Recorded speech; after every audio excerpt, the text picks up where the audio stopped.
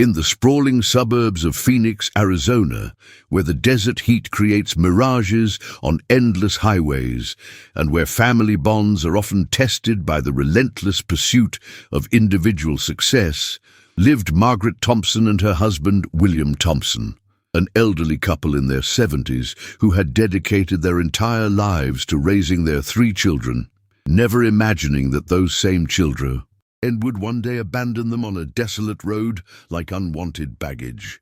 Subscribe to the channel to help me reach 1,000 subscribers and bring you even better stories. Margaret, at 74 years old, was a woman of gentle demeanor but inner strength, with silver hair that she kept neatly styled despite their modest circumstances, kind blue eyes that had witnessed decades of sacrifice for her family, and hands that showed the wear of countless hours spent cooking, cleaning, and caring for others without ever asking for anything in return. William, at 76, was a man whose robust frame had been weakened by years of hard labor and recent health complications, with thinning gray hair, weathered hands that told the story of a lifetime spent working construction jobs to provide for his family, and a heart condition that had been worsening over the past 2 years, requiring expensive medications and frequent medical visits. Their 3 children had grown into adults who viewed their aging parents as nothing more than financial burdens and social embarrassments. Sandra Thompson Martinez, 52, was a real estate agent who had built a successful career selling luxury homes in Scottsdale, constantly worried about maintaining her image among wealthy clients and viewing her parents' modest lifestyle as a threat to her professional reputation. Robert Thompson, 49, worked as a financial advisor for high-net-worth individuals, had developed an obsession with wealth accumulation that had made him resentful of any expenses related to his parents' care, seeing their medical bills and living costs as obstacles to his own financial goals. Bruno Thompson, 45, was a marketing executive who had embraced a lifestyle of conspicuous consumption, driving expensive cars and living in a modern condo, constantly complaining about the burden of having elderly parents who needed assistance.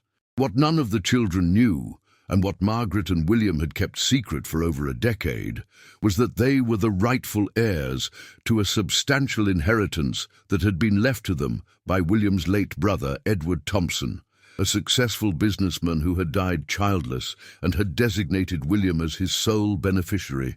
The inheritance consisted of $20 million in various investments, bank accounts, and assets, plus 10 valuable properties scattered across Arizona, California, and Nevada, including commercial buildings, residential properties, and undeveloped land that had appreciated significantly in value over the years.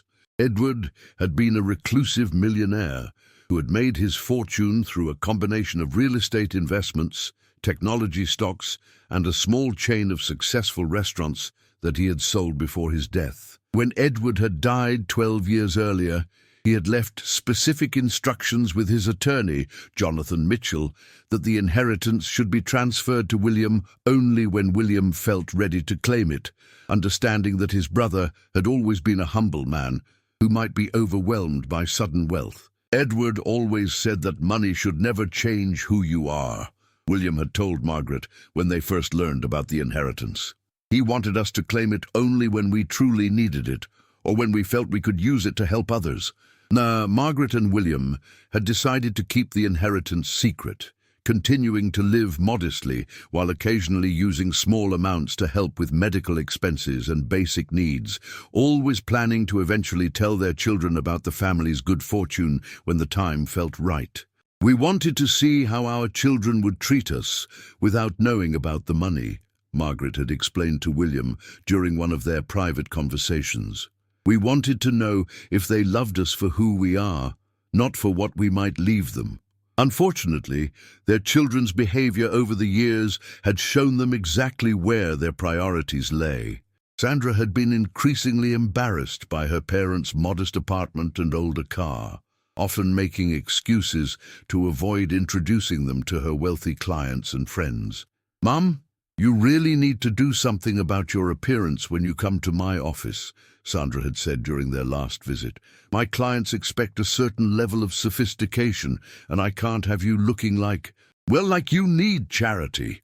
Robert had become increasingly resentful about the money he occasionally contributed to his parents' medical expenses, often complaining to his wife about how their needs were affecting his investment portfolio. "I'm tired of throwing money into a bottomless pit," he had told his siblings during a family meeting. "Dad's medical bills are getting ridiculous, and Mom can't even take care of herself properly anymore." Bruno had been the most vocal about his frustration, constantly complaining about how having elderly parents was cramping his social life and professional image. "I can't keep canceling plans to deal with their emergencies," he had complained. "Every time I have something important going on, one of them ends up in the hospital or needs help with something." The situation had reached a breaking point when William had suffered a minor heart attack and had been hospitalized for a week, resulting in medical bills that the children had been asked to help cover. Instead of showing concern for their father's health, all three children had focused entirely on the financial burden. "We need to face reality here," Sandra had announced during a family meeting held at Robert's house while their parents were still recovering. "Mom and Dad are becoming too expensive to maintain, and they're only going to get worse. I've been looking into nursing homes," Robert had added. "There are some state-funded facilities that would take them, and it would be much cheaper than what we're paying now." "But those places are terrible," Bruno had replied, though not out of concern for his parents' well-being. "What if someone I know sees them there? It would be embarrassing." "Then what do you suggest?" Sandra had asked impatiently. It was Robert who had come up with the cruel plan that would change everything. "What if we just took them somewhere far away and left them?" he had suggested quietly. "I mean, they're old. They don't have much time left anyway, and this way we wouldn't have to deal with the expense or the embarrassment anymore." Duh! The suggestion had shocked even Sandra and Bruno initially, but as Robert had continued to explain his reasoning, they had found themselves becoming convinced that it was their only practical option. "Think about it," Robert had continued. "They don't have any money, they don't have any assets worth inheriting, and they're just going to keep getting more expensive and more demanding. If we drop them off somewhere remote, someone else will find them and take care of them, or, well, nature will take its course." "But what if they tell people what we did?" Sandra had asked. "Who's going to believe two confused old people?" Robert had replied. "Besides, we'll tell everyone that they decided to move to a retirement community in another state. By the time anyone realizes something's wrong, it'll be too late to trace it back to us." The plan they had developed was as heartless as it was calculated.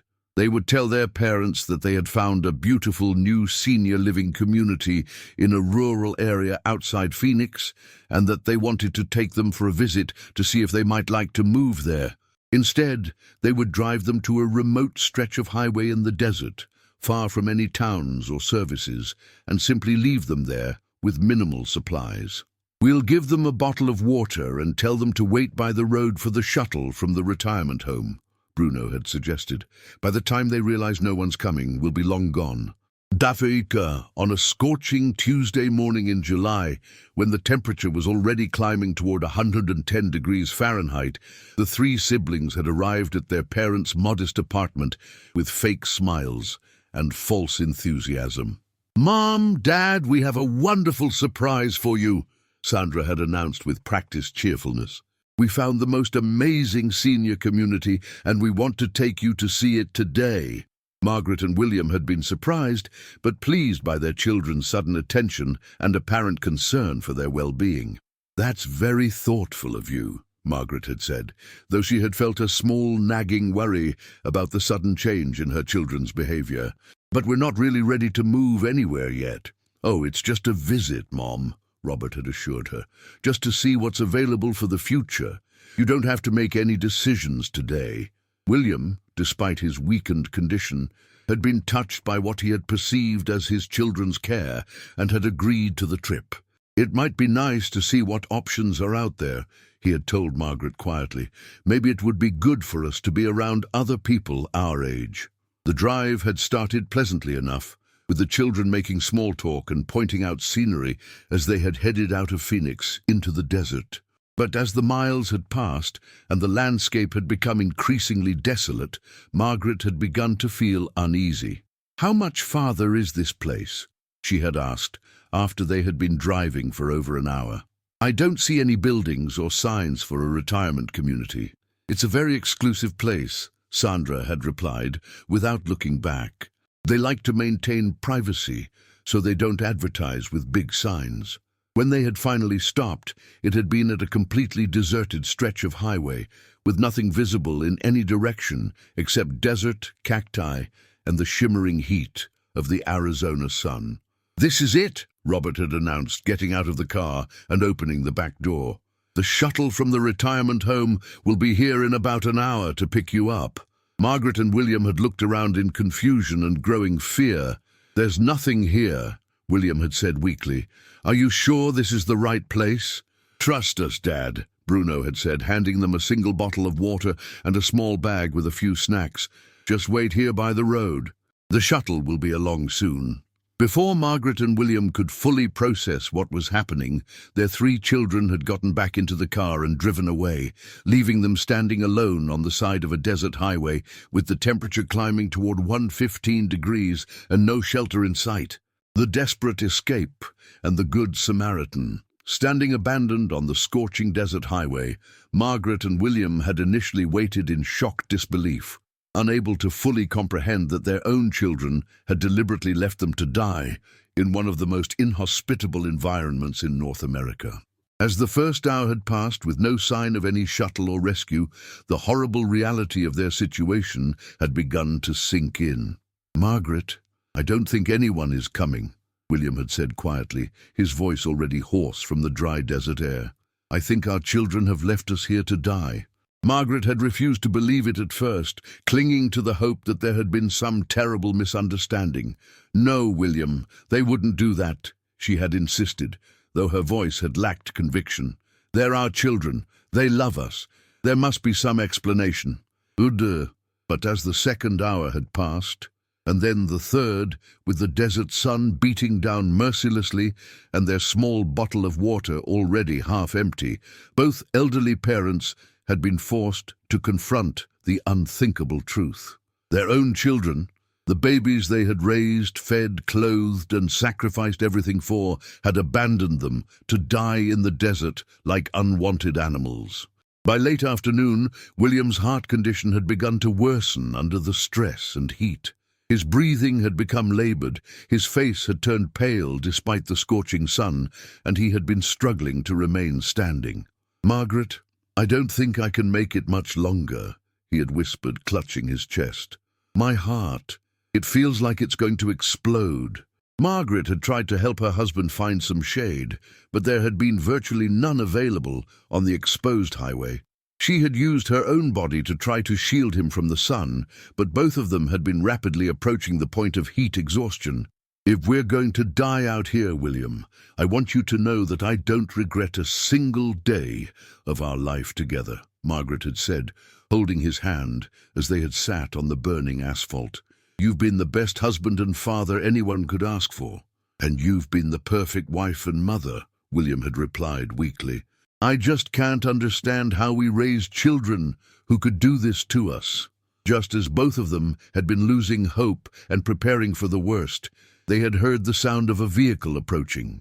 A battered pickup truck had appeared on the horizon, and as it had gotten closer, they had seen that it was driven by a young Hispanic man who had immediately pulled over when he had spotted them. Marcus Rodriguez, a 28-year-old construction worker who had been driving home from a job site, had jumped out of his truck with a look of alarm and concern. "Oh my God, what are you folks doing out here?" he had asked, immediately offering them water from a cooler in his truck. "You could die out here in this heat." Margaret and William had been too dehydrated and exhausted to explain their situation clearly, but Marcus had immediately recognized that they needed emergency medical attention. "Sir, you don't look good," he had said to William, who had been showing clear signs of cardiac distress. "I'm taking you both to the hospital right now." Marcus had helped them into his air-conditioned truck and had driven them directly to Phoenix General Hospital, staying with them through the entire emergency room process and making sure they received proper care. William had indeed suffered a mild heart attack brought on by the extreme heat and stress, while Margaret had been treated for severe dehydration and heat exhaustion. "I don't understand how you ended up out there," Marcus had said while they had been waiting for William's test results. "Do you have family I can call? Someone must be worried sick about you." It had been then that Margaret had broken down and told Marcus the truth about what their children had done. "Our children, our own children left us there to die," she had sobbed. "They told us they were taking us to see a retirement home, but they just drove us out to the middle of nowhere and abandoned us." Marcus had been shocked and outraged by what he had heard. "That's attempted murder," he had said angrily. "We need to call the police and report this immediately." A deal, but Margaret and William had been reluctant to involve law enforcement, still struggling to accept that their own children could have done something so cruel. "Please, we just want to go home and try to forget this ever happened," Margaret had pleaded. "We don't want to cause trouble for our children even after what they did." Marcus had been amazed by their forgiveness and had reluctantly agreed not to call the police, but he had insisted on helping them in other ways. "Look, I can't just leave you folks to fend for yourselves after what you've been through," Marcus had said firmly. "My wife Anna and I have a small house, but we have a guest room. You're welcome to stay with us until you figure out what to do next." Margaret and William had been overwhelmed by this stranger's kindness, especially after experiencing such cruelty from their own family. "We couldn't impose on you like that," William had protested weakly. "You don't even know us." "That doesn't matter," Marcus had replied. "What matters is that you're human beings who need help, and I'm not going to turn my back on you the way your children did." When Marcus had brought Margaret and William home to meet his wife Anna, a 26-year-old nurse who worked at a local clinic, she had been equally welcoming and horrified by their story. How could anyone do that to their own parents? Anna had asked, tears in her eyes as she had helped Margaret get settled in their guest room. "You're safe here now. We'll take care of you." Marcus and Anna's small house had been modest, but filled with warmth and love that Margaret and William hadn't experienced in years. The young couple had treated them with the respect and care that their own children had never shown, helping with William's medications, ensuring they had nutritious meals, and most importantly, treating them like valued family members rather than burdens. "I haven't felt this loved and wanted in years," Margaret had confided to Anna after they had been staying there for a week.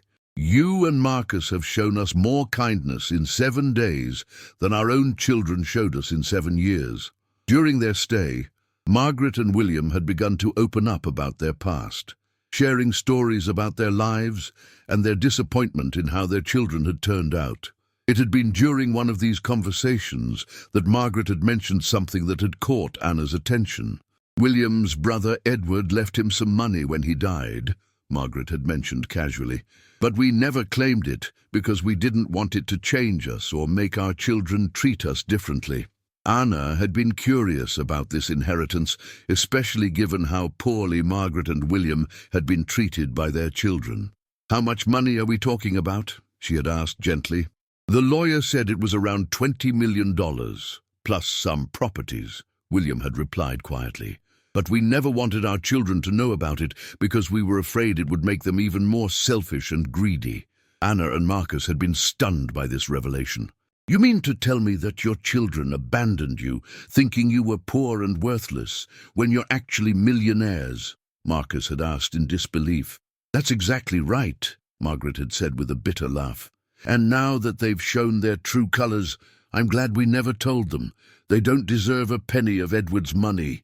Anna had suggested that they contact the lawyer to begin the process of claiming the inheritance, especially now that Margaret and William needed resources to rebuild their lives.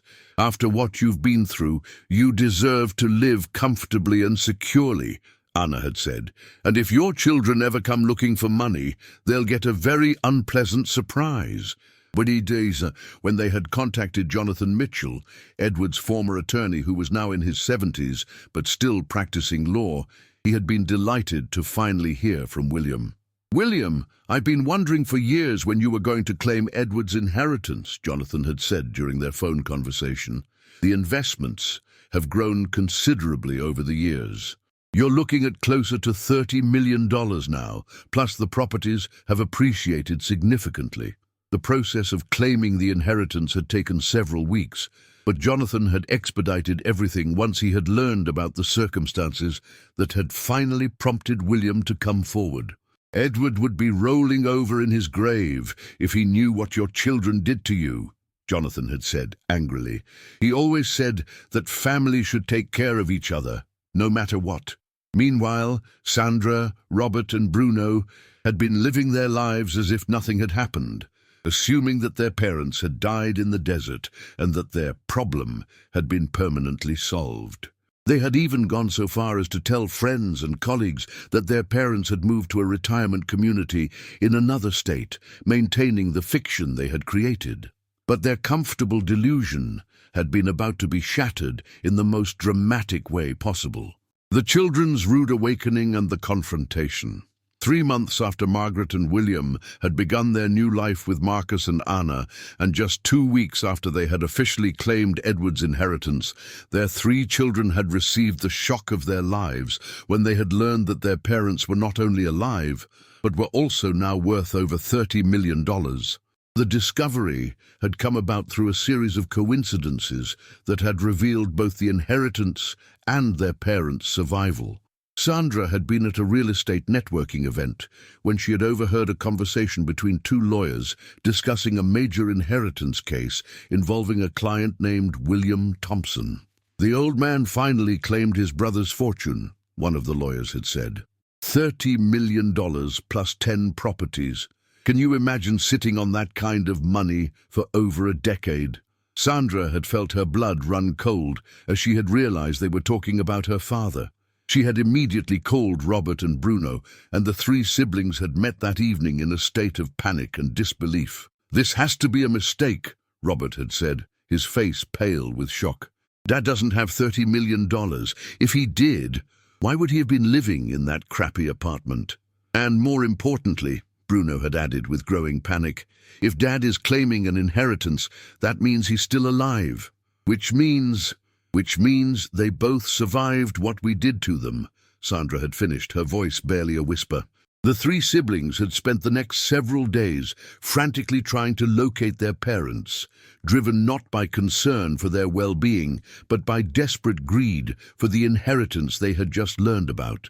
They had hired a private investigator who had quickly tracked Margaret and William to Marcus and Anna's address.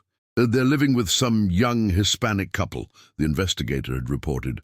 "Looks like they've been there for about 3 months. The couple seems to be taking care of them."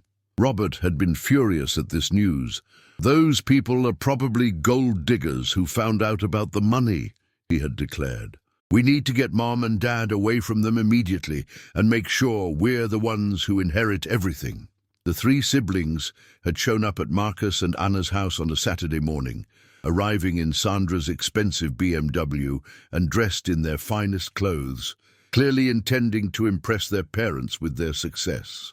When Marcus had answered the door, he had been immediately suspicious of these well-dressed strangers. "Can I help you?" he had asked politely. "We're here to see our parents, Margaret and William Thompson," Sandra had announced with false authority. "We understand they've been staying here."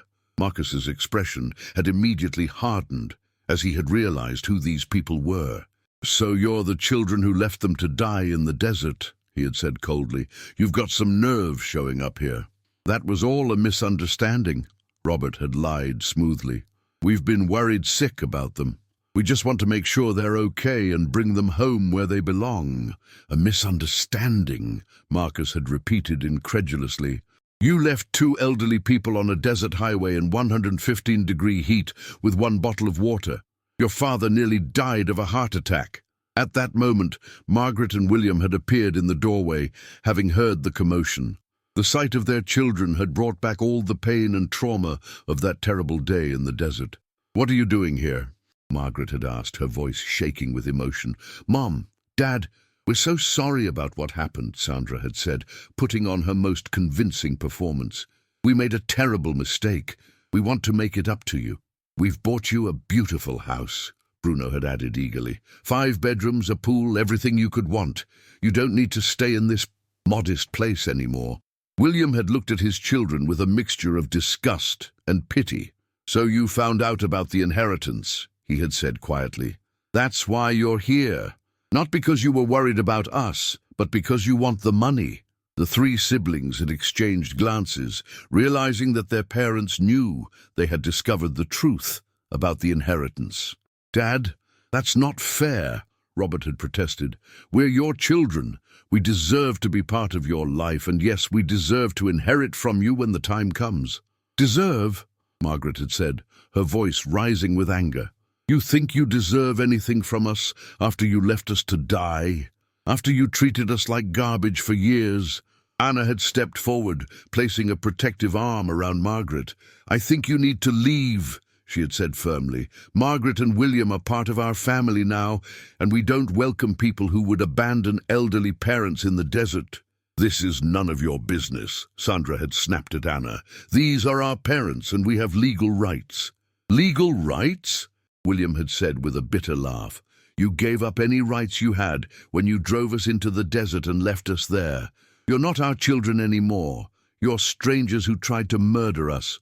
The confrontation had escalated as the 3 siblings had become increasingly desperate and aggressive in their attempts to convince their parents to come with them. "Look, we know we made mistakes," Robert had said, his voice becoming more threatening. "But we're still your family, and that money belongs to the family. These people are just taking advantage of you." "Taking advantage?" Marcus had said angrily. "We saved their lives when you left them to die. We've been taking care of them for months without asking for anything in return." It had been Margaret who had finally ended the confrontation with words that had cut her children to the core. "Get out," she had said with quiet finality. "Get out and never come back. You are not our children.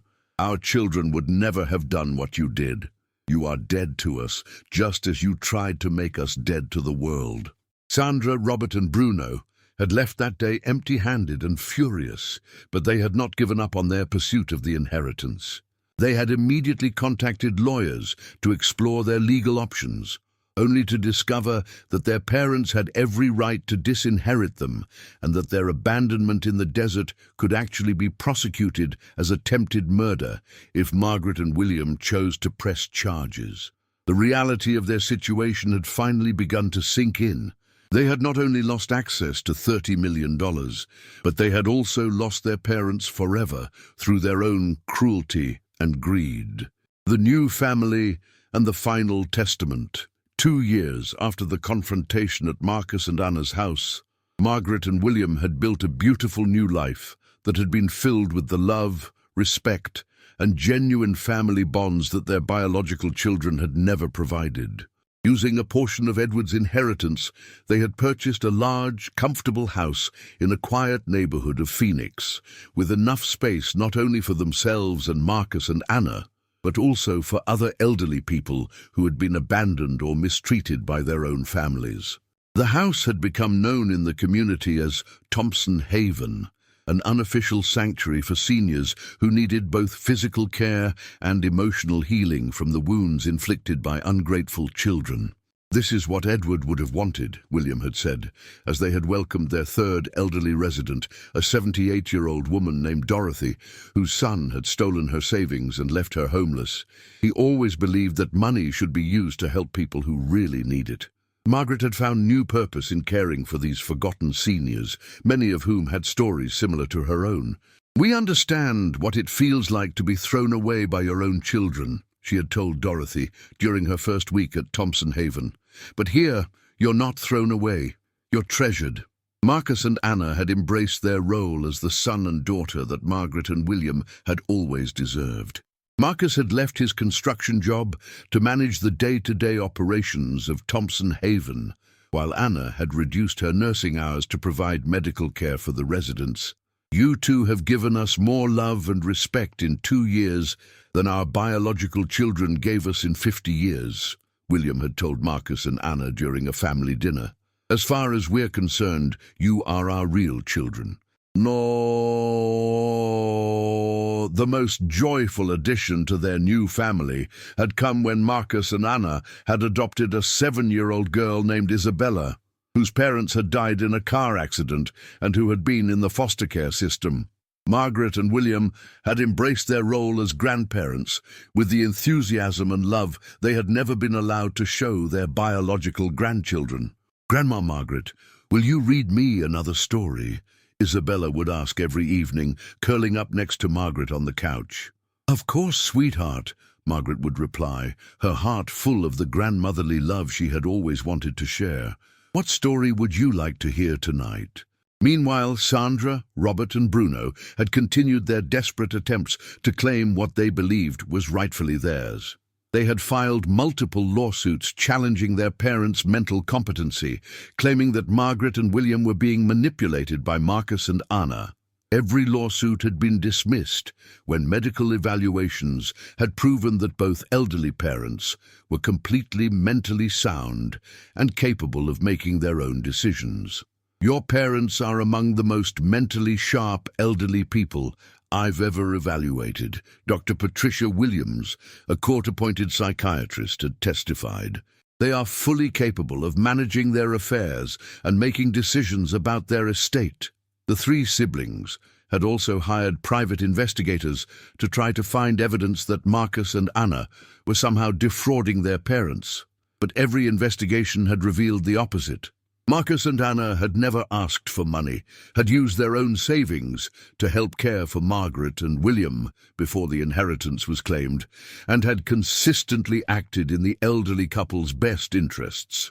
As their legal options had been exhausted and their financial resources depleted by attorney fees, Sandra, Robert and Bruno had been forced to confront the reality that they had lost everything through their own actions. Their relationships with each other had also deteriorated, as they had blamed one another for the failed plan that had cost them $30 million. "This is all your fault, Robert," Sandra had screamed during one of their increasingly bitter arguments. "You're the one who came up with the idea to abandon them in the desert." "Don't blame me," Robert had shot back. "You both agreed to it. We all thought they were just poor old people with no money." "Well, now we know better, don't we?" Bruno had added bitterly. "We threw away $30 million because we were too stupid and greedy to treat our own parents with basic human decency." During this time, William's health had been gradually declining, though he had been surrounded by love and excellent care at Thompson Haven. His heart condition had worsened, and by his 78th birthday it had become clear that he didn't have much time left. "Margaret, I need to make sure everything is properly arranged before I go," he had told his wife during one of their quiet evening conversations. "I want to make sure that Marcus, Anna, Isabella, and all the residents here are taken care of, and I want to make sure our biological children understand exactly what they lost through their actions." With the help of Jonathan Mitchell, William had crafted a will that had been both legally ironclad and emotionally devastating for Sandra, Robert, and Bruno. The will had left the vast majority of the estate to Marcus and Anna, with substantial provisions for Isabella's education and future, generous endowments for Thompson Haven and other elderly care facilities, and donations to charities that helped abandoned seniors. To each of his biological children, William had left exactly $1 and a letter that had explained his reasoning. "I want them to know that this isn't an oversight," William had explained to Jonathan. "I want them to understand that they are receiving exactly what they gave us, nothing of value." William had passed away peacefully on a quiet Sunday morning, surrounded by Margaret, Marcus, Anna, Isabella, and the other residents of Thompson Haven, who had become his chosen family. His funeral had been attended by hundreds of people whose lives he had touched through Thompson Haven and other charitable works. But Sandra, Robert, and Bruno had not been invited. "William died surrounded by people who truly loved him," Margaret had said during the eulogy.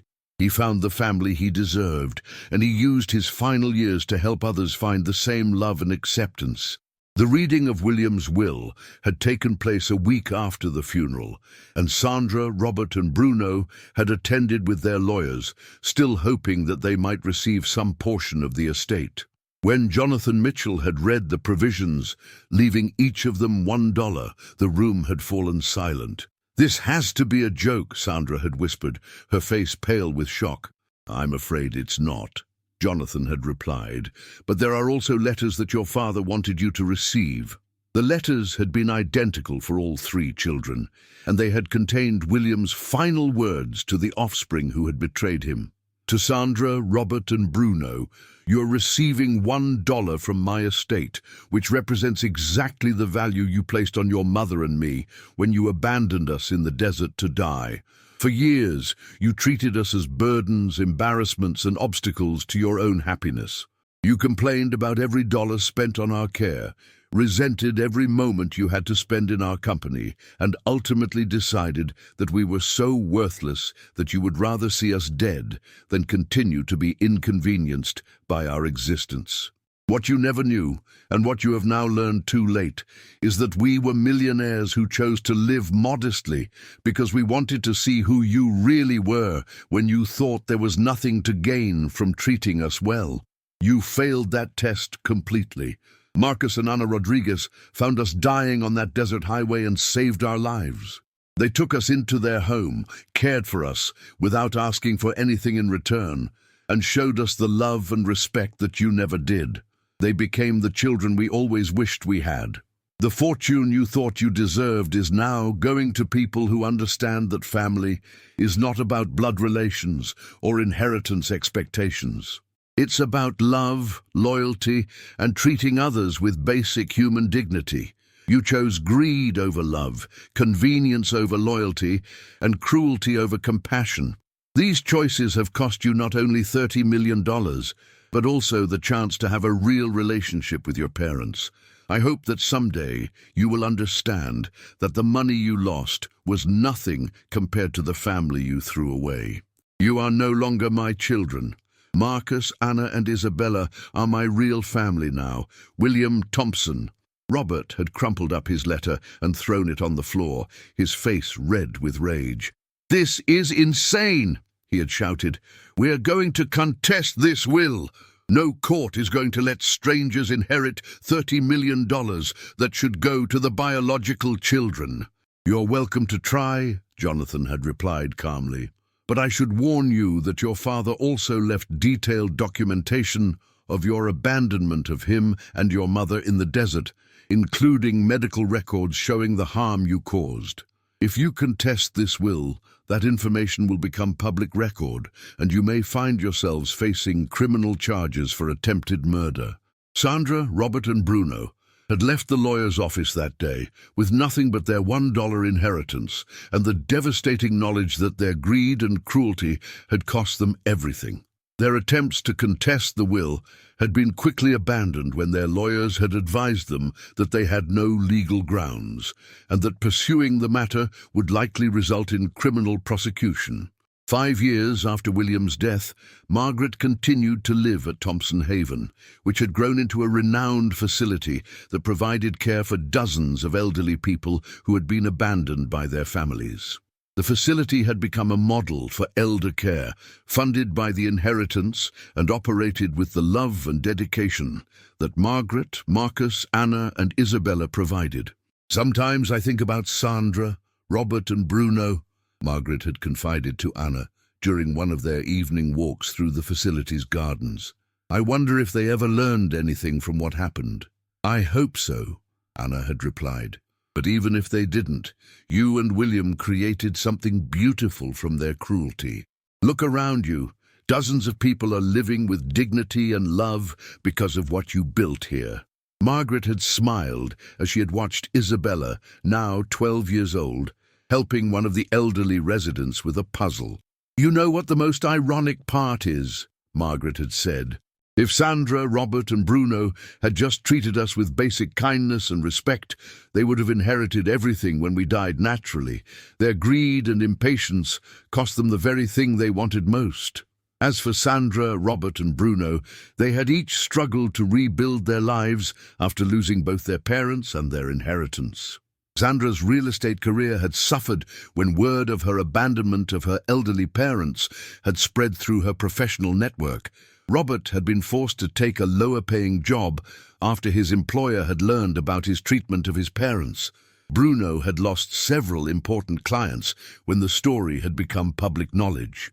All three had been forced to confront the reality that their actions had consequences that extended far beyond the loss of money. They had lost their reputations, their relationships with each other, and most importantly, they had lost the chance to have a loving relationship with their parents.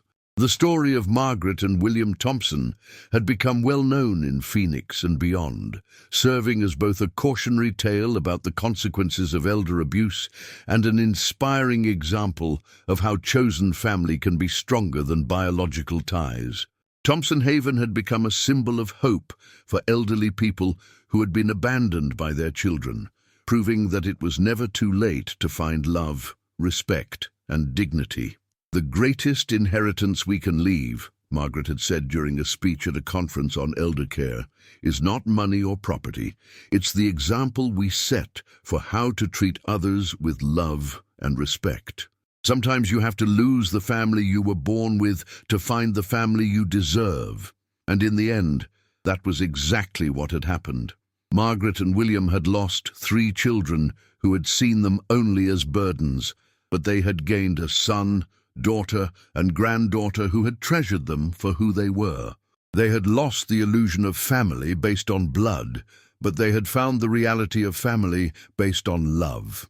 The $30 million that Sandra, Robert, and Bruno had tried so desperately to claim had instead been used to create a legacy of compassion that would help abandoned elderly people for generations to come. Sometimes the greatest inheritance is not what you receive, but what you give. And sometimes the family that finds you is worth more than the family that abandons you. And that's the end of our story.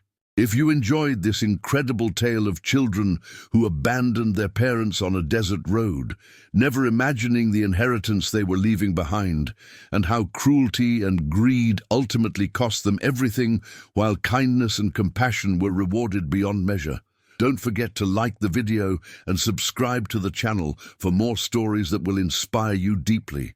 Tell us in the comments, where in the United States or around the world are you watching from? What do you think about Margaret and William's decision to leave their fortune to Marcus and Anna instead of their biological children? Have you ever witnessed situations where elderly people were mistreated by their own families? Do you believe that chosen family can be stronger than biological family? We love knowing that we have followers in every corner of the planet who value the importance of treating our elders with love and respect. Until the next story that will move you and make you reflect on the true meaning of family and inheritance.